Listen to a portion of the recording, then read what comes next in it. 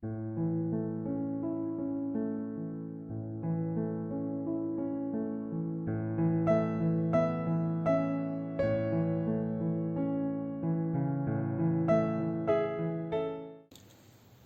nama Bapa dan Putra dan Roh Kudus. Amin. Ya Tuhanku, ya Allahku, aku sungguh percaya bahwa Engkau hadir di sini, bahwa Engkau melihatku, bahwa Engkau mendengarkan aku. Aku menyembah Dikau dengan hormat. Aku mohon ampun atas dosa-dosaku dan rahmat untuk menggunakan waktu berdoa ini dengan penuh hasil. Bundaku yang tak bernoda, Santo Yusuf, Bapa dan Tuanku, malaikat pelindungku, doakanlah aku.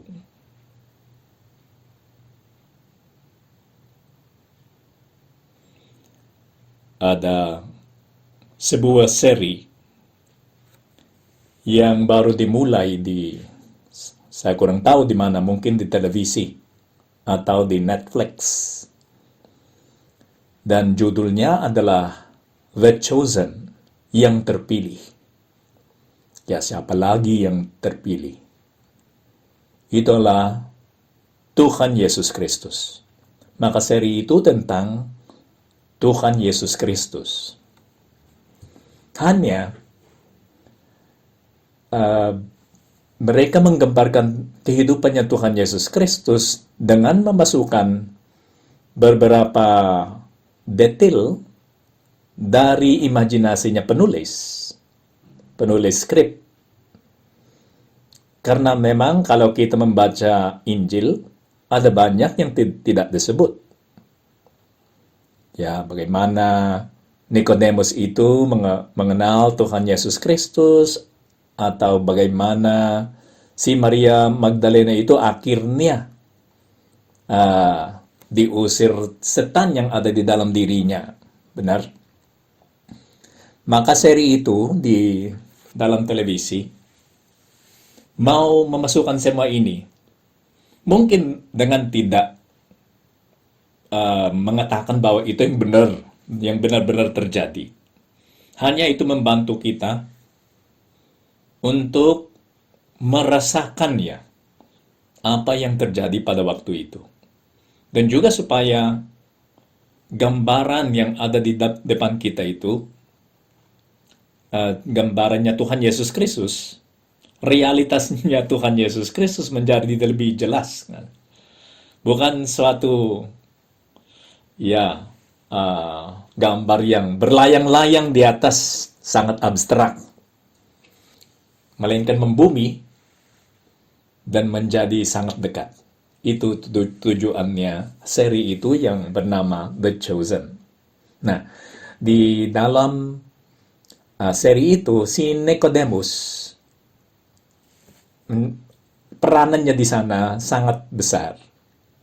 Karena memang ya, Nikodemus itu adalah salah seorang sosok ya di dalam Injil yang menarik.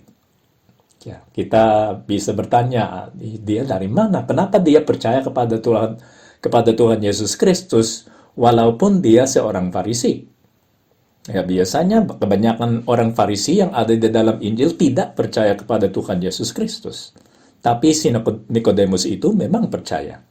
Nah, di dalam seri itu teorinya seperti ini. Si Nikodemus itu pergi ke Kapernaum, diajak oleh orang-orang Yahudi di sana, orang-orang Farisi.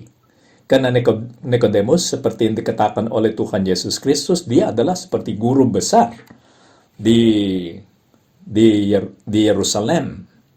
Sehingga dia punya banyak pengikut di Kapernaum. Nah, waktu dia ke Kapernaum, ada orang yang memanggil dia karena ada seorang wanita yang kerasukan. Ternyata itu si Maria Magdalena yang disebut dirasuki oleh tujuh setan. Karena dia dianggap orang yang sangat berkuasa di depan Tuhan, maka Nikodemus terpaksa untuk pergi ke sana coba mengusir setannya Maria Magdalena. Dia coba, tidak berhasil. Sampai dia sempat melarikan diri dari situasi itu karena tidak berhasil. Menakutkan ya situasi itu. Setelah itu dia kehilangan harga dirinya, kepercayaannya kepada dirinya. Dan dia mulai berpikir, apakah memang saya seorang guru besar di dalam agama kami di Yerusalem, para orang-orang Yahudi. Tapi masih ada banyak tugas yang harus dilaksanakan di Kapernaum, maka dia tetap bersama istrinya di Kapernaum. Tapi beberapa hari kemudian, dia ketemu Maria Magdalena. Dan waktu itu, Maria Magdalena sudah sembuh. Normal dia. Si Nikodemus kaget. Dia pergi ketemu untuk berbicara dengan Maria Magdalena. Dan dia tanya, Anda adalah itu ya, karena nama yang dipakai oleh Maria Magdalena pada waktu itu beda. Ya, saya Maria, katanya. Kamu yang kerasukan setan. Si Maria Magdalena malu karena dia kenal orangnya yang coba mengusir setan dari dirinya. Bukan, katanya. Tapi akhirnya dia mengakui karena dia melihat bahwa si Nikodemus itu sungguh tertarik. Maka dia bukan seorang Farisi yang mau memasukkan dia di dalam penjara. Dan dia tanya, Nikodemus tanya kepada Maria Magdalena, bagaimana itu terjadi? Bagaimana kamu sembuh? Katanya Maria Magdalena, saya ketemu seorang, namanya Yesus. Ternyata Yesus yang menyembuhkan, yang mengusir setan dari Maria Magdalena. Nah, kenapa Nikodemus itu sangat tertarik? Dia berpikir di dalam dirinya, hanya satu orang yang bisa melaksanakan itu. Yang begitu kuat, sehingga sampai 7 setan dia bisa mengusir dari seorang. Hanya satu orang yang bisa melaksanakan itu. Dan di dalam pikirannya, dia tahu bahwa itu adalah Sang Mesias. Hanya satu orang. Maka dia berbicara sama istrinya, dan aku ada penelitian, katanya kepada sang istri. Mereka di Kapernaum beberapa hari lagi, sampai waktu dia ketemu Tuhan Yesus Kristus yang sungguh ada di dalam Injil. Dan dia melihat Tuhan Yesus Kristus, dia sampai berlutut dan mencium tangannya Tuhan. Walaupun Tuhan adalah seorang yang lebih muda daripada Nikodemus. Tapi Nikodemus itu melihat kesuciannya, merasakan kebijaksanaan yang ada. Sehingga dia all ears, dia memang mau mendengarkan Tuhan Yesus Kristus. Dan apa yang disebut oleh Tuhan Yesus Kristus kepada Nikodemus? Banyak hal, ya, termasuk semua orang harus lahir kembali lewat air dan roh, katanya. Apalagi lahir kembali bagaimana itu? Ya, ada banyak yang disebut oleh Tuhan Yesus Kristus waktu dia ketemu Nikodemus. Tapi yang kita akan baca di dalam misa Allah Tritunggal pada minggu ini adalah ini. Bagian dari percakapan antara Nikodemus dan Tuhan Yesus Kristus. Katanya Tuhan kepada Nikodemus, karena begitu besar kasih Allah akan dunia ini, sehingga ia telah mengaruniakan anaknya yang tunggal, supaya setiap orang yang percaya kepadanya tidak binasa, melainkan beroleh hidup yang kekal. Kita sangat terbiasa mendengar kata-kata ini. Sehingga mungkin sudah tidak ada efeknya yang seharusnya di dalam diri kita. Tapi marilah kita membayangkan situasinya Nikodemus. Dan ya, marilah kita berimajinasi bahwa kita adalah Nikodemus dan kita mendengar untuk pertama kalinya kata-kata ini. Karena begitu besar kasih Allah akan dunia ini, sehingga ia telah mengaruniakan anaknya. Loh, Allah itu punya anak yang tunggal, makanya satu, supaya setiap orang yang percaya kepadanya tidak binasa. Dia sang penyelamat, melainkan beroleh hidup yang kekal dari anak Allah, itu putra Allah. Sebab Allah mengutus anaknya ke dalam dunia, katanya Tuhan Yesus Kristus kepada Nikodemus, bukan untuk menghakimi dunia, melainkan untuk menyelamatkannya oleh Dia. Barang siapa percaya kepadanya, ia tidak akan dihukum. Barang siapa tidak percaya, ia telah berada di bawah hukuman, sebab ia tidak percaya dalam nama anak tunggal Allah. Untuk pertama kalinya, Nikodemus mendengar perkataan ini, dan dia tahu bahwa yang berdiri di depannya itu adalah Sang Mesias. Maka perkataan itu sangat penting. Dan juga kita dengan berimajinasi bahwa itu pertama kali kita mendengar perkataan ini, tergerak hati kita, benar. Karena ternyata Allah itu adalah Bapa. Bapa kami yang ada di surga. Dimuliakanlah namamu. Kita harus merasakan itu kembali. Ada cerita tentang Scott Hahn. Si Scott Hahn itu,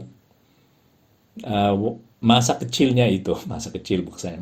mudanya, waktu dia seorang Protestan. Dia lahir seorang Protestan. Dan seorang Protestan yang memang percaya secara sangat dalam. Sehingga misi yang dia melihat di dalam kehidupannya adalah membela kepercayaan Protestan. Karena dia yakin bahwa ajaran Protestan yang benar, bukannya Katolik.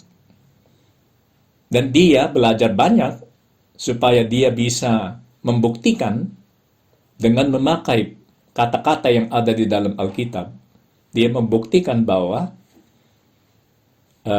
kepercayaan yang benar adalah Protestantisme, bukan Katolisisme. Oke? Maka dia berusaha untuk melaksanakan itu. Tapi dia masuk di dalam penelitian tentang Wahyu, kitab Wahyu. Dan di dalam kitab Wahyu itu ada gambaran, ada altar, ada beberapa lilin di atas altar, dan ada anak domba di atas altar itu. Dan suatu hari dia melihat itu dan dia merasakan itu adalah Ekaristi. Bisa dibaca di dalam Injil bahwa ada Ekaristi. Dan memang katanya Tuhan Yesus Kristus itu harus diulangi. Karena itu harus diulangi, maka di dalam gerejanya sendiri, akhirnya dia menjadi pastor Protestan, pendeta Protestan. Karena dia bisa membacanya di dalam buku, di dalam kitab, di dalam Injil, maka dia menerapkannya di dalam gerejanya sendiri. Ada beberapa temannya, orang pendeta juga yang mengatakan, loh, Scott, itu adalah acara Katolik, kata. Bukan Katolik, itu ada di dalam Injil. Benar? Memang Tuhan Yesus Kristus meminta kita untuk merayakannya. maka saya akan merayakannya lebih sering. Tapi memang sangat mirip Misa Kudus di dalam gereja Katolik. Oke, dan sedikit demi sedikit, ya, suatu hari dia mengikuti misa di dalam universitas, di kapil universitas. Dia seolah-olah hanya mau observasi. Tapi akhirnya waktu misa itu mulai, dia melihat apa yang dia baca di dalam kitab Wahyu ada di depannya di dalam misa kudus. Ya, prosesnya memang lama, tapi akhirnya dia menjadi orang Katolik.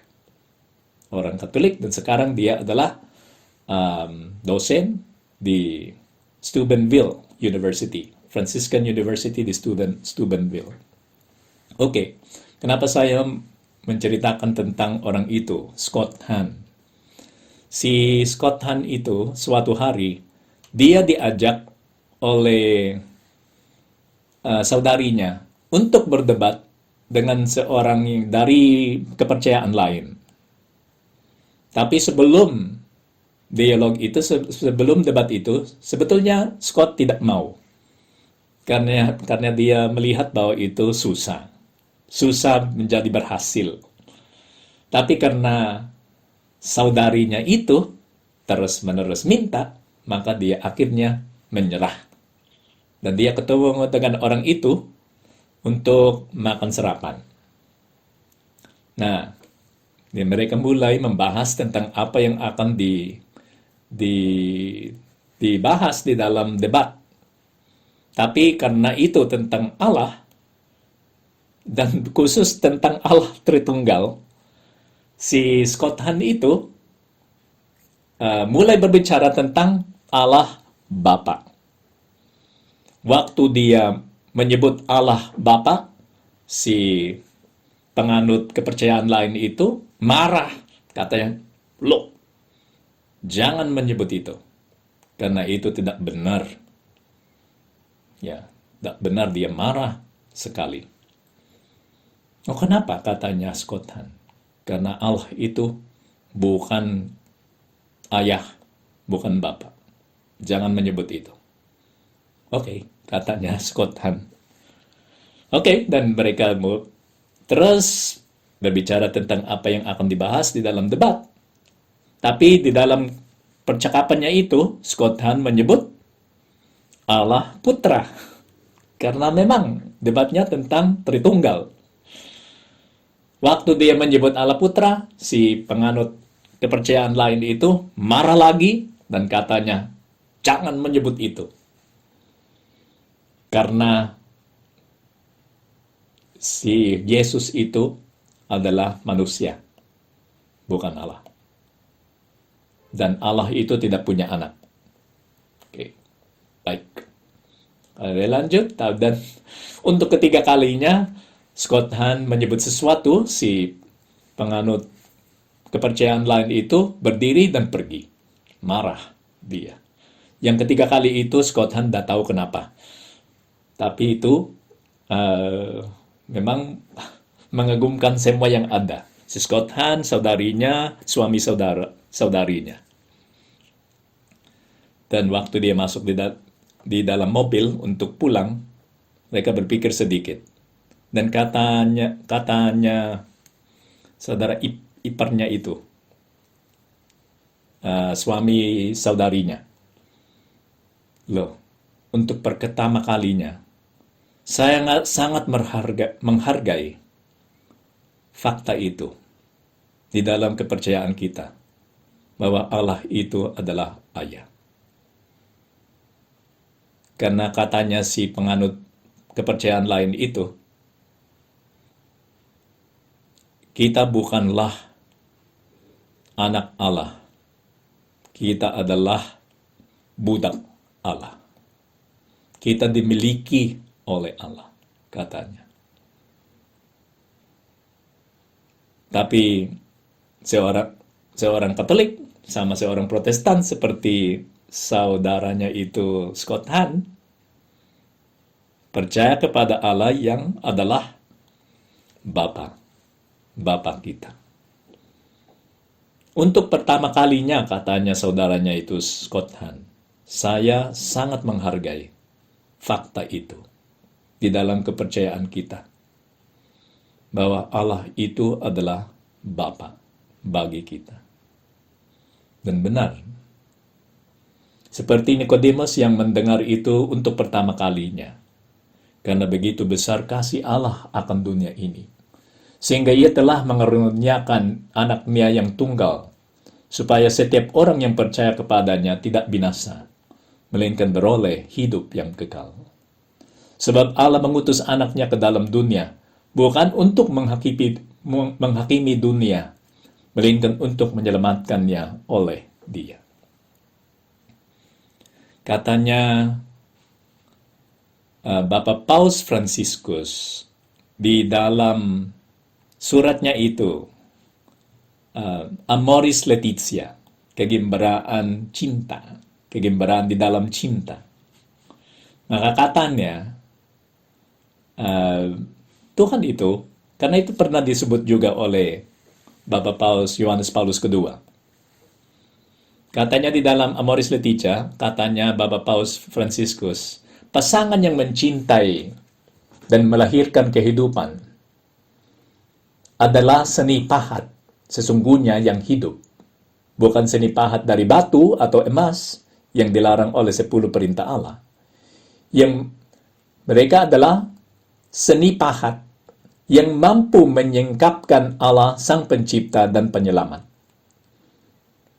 Maka cinta yang subur di dalam keluarga, antara suami istri, menjadi simbol hidup batiniah Allah. Cinta yang subur, yaitu yang melahirkan anak. Cinta yang subur menjadi simbol hidup batiniah Allah. Loh, tidak ada suami istri di dalam Allah Tritunggal. Memang tidak ada. Tapi tak ada ayah yang punya anak. Itu terjadi secara spiritual. Di dalam manusia harus ada ayah dan ibunya. Tapi di dalam Allah tidak ada ibunya. Tapi tetap ada anaknya. Maka tetap ada keluarga. Itu maksudnya Fransiskus pertama.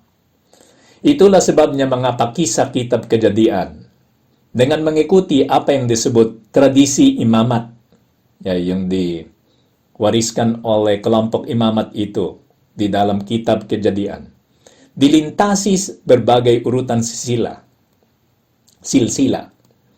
Memang kemampuan pasangan manusia untuk melahirkan kehidupan merupakan jalan melalui mana sejarah keselamatan berkembang. Dengan demikian, hubungan pasangan yang subur, yang bisa melahirkan anak, menjadi gambaran untuk memahami dan menggambarkan misteri Allah sendiri. Oke? Dengan demikian, hubungan pasangan yang subur menjadi gambaran untuk memahami dan menggambarkan misteri Allah sendiri. Karena dalam pandangan Kristiani terhadap Trinitas, Allah dikontemplasikan sebagai Bapa, Putra, dan Roh Kasih.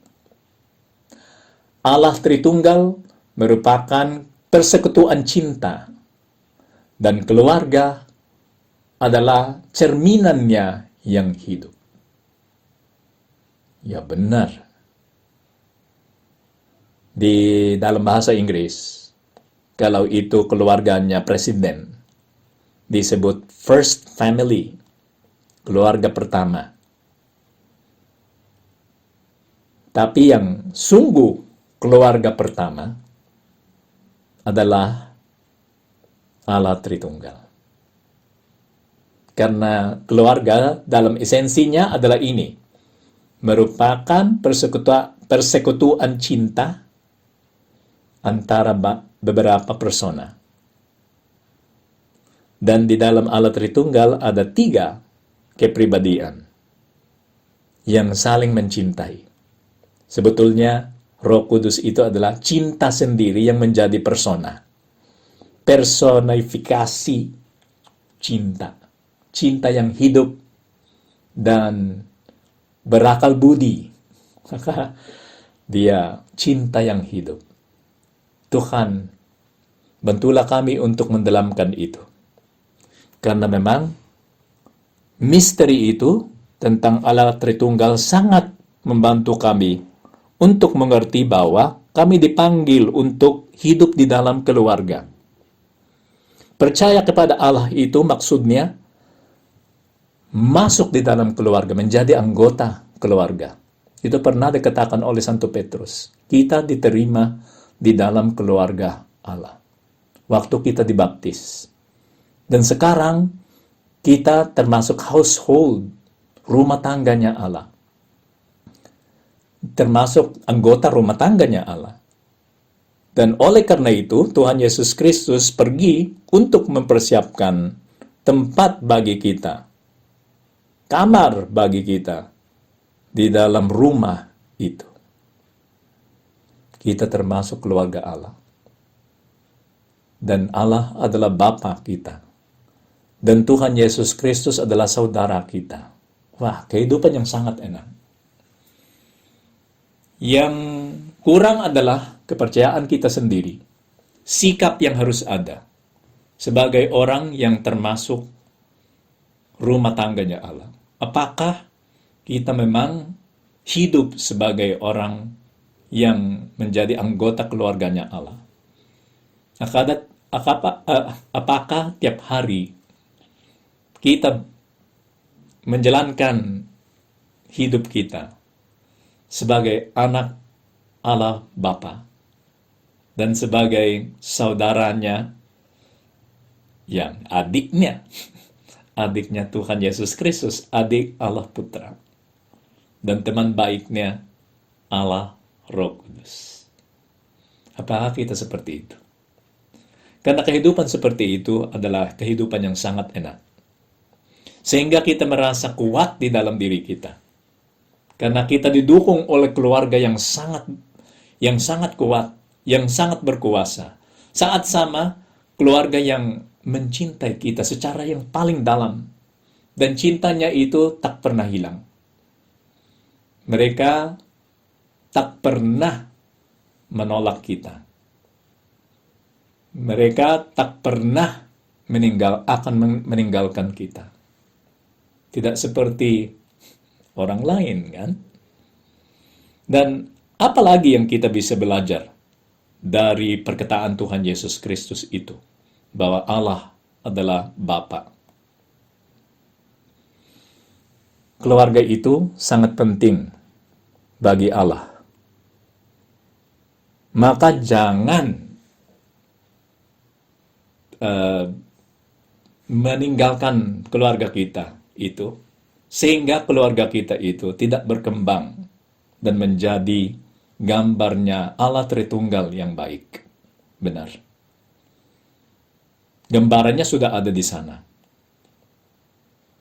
Maka keluarga kita yang terbatas ini, yang punya banyak kelemahan, yang punya banyak kesalahan, akhirnya harus diangkat sehingga menjadi mirip Allah Tritunggal. Di mana ada orang-orangnya yang saling mencintai. Orang-orangnya yang sangat jujur satu sama lain.